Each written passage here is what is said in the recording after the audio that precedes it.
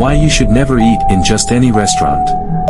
There was a young man named Chidi who lived in the town of Amagbo. Chidi was a mechanic, and he loved his job. He also loved food and enjoyed eating out. Chidi didn't like cooking at home because he said it was too stressful. He believed there was always a restaurant around to satisfy his hunger. Chidi didn't care where he ate. He would sit down anywhere, whether it was a fancy restaurant or a small, dirty food stall by the roadside. His friends often warned him, "Chidi, be careful where you eat. Not all food is safe." But Chidi would laugh and say, "Food is food. As long as it fills my stomach, I'm fine." One day, Chidi was very hungry after working on a car all morning. The smell of food from a nearby restaurant caught his attention. He followed the smell and found himself standing in front of a small eatery called Mama Ego's Kitchen.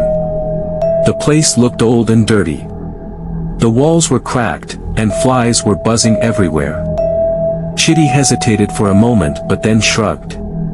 "Hunger is stronger than fear," he said to himself and went inside.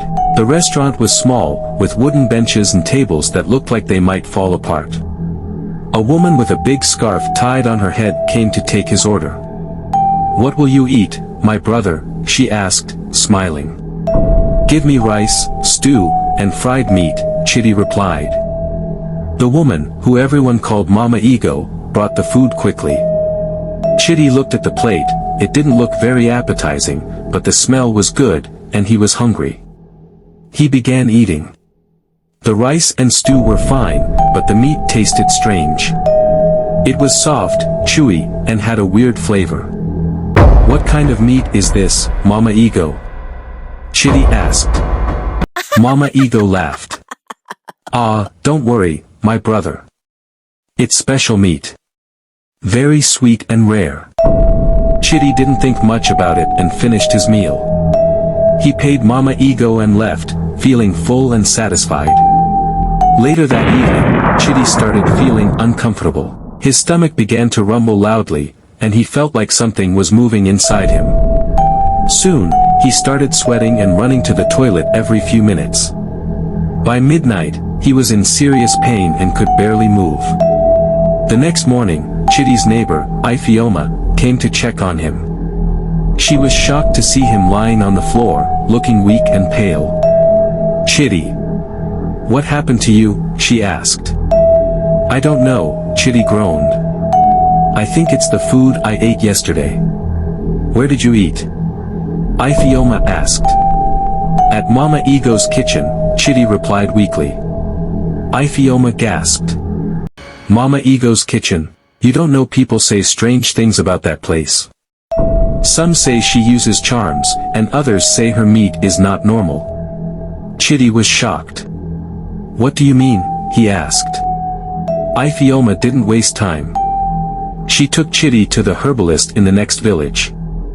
The herbalist, an old man with white hair, listened carefully as Chidi explained what happened. The herbalist shook his head. "Ah, Chidi, you have eaten something dangerous. That meat you ate is not ordinary meat. Some people who run restaurants use all kinds of things to attract customers. They might use bush animals, forbidden meat, or even human flesh." "Human flesh?" Chidi shouted in horror. "Yes," the herbalist said. "This is why you should never eat in just any restaurant. You don't know what they put in the food or where it comes from." Chidi felt sick to his stomach. He couldn't believe he had eaten something so terrible. The herbalist gave him some bitter herbs to drink and told him to rest. It took Chidi 2 weeks to recover fully. During that time, he kept thinking about what had happened.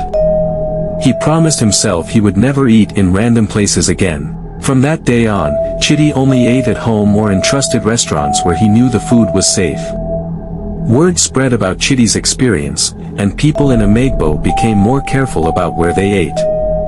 Mama Ego's kitchen eventually closed down.